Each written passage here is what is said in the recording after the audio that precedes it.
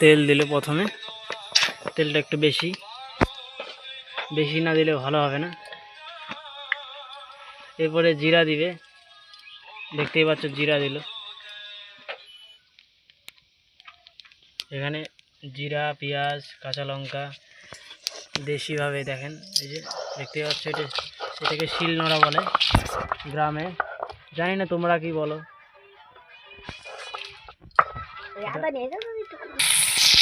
ওখানে মাছটা দিয়ে দিল।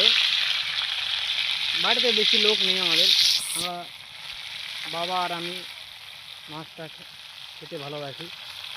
বাবা ওখানে মোবাইল দেখছে, ওই তো ওই যে আমার বাবা, এটা হয় মোবাইল দেখছে, সবসময় মোবাইলই দেখে। ওই যে আমার একটা গরু আছে, গরুটা দেখাচ্ছি।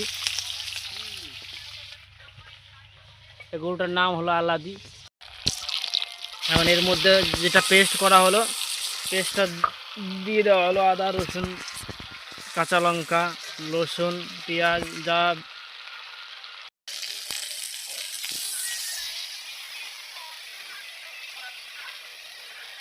পরিমাণ মধ্যে একটু ভাপানো হবে।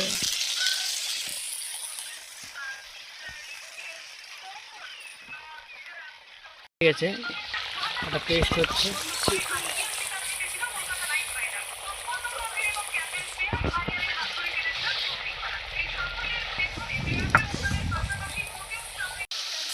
এখন এখানে দিয়ে দেওয়া হবে, দেখতেই পাচ্ছ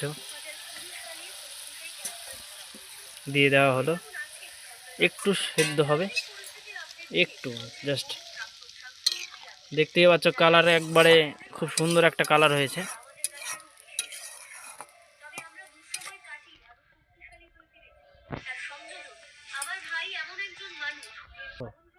নামানো হয়ে গেছে, খুব সুন্দর একটা কালার হয়ে গেছে, একবারে একবারে।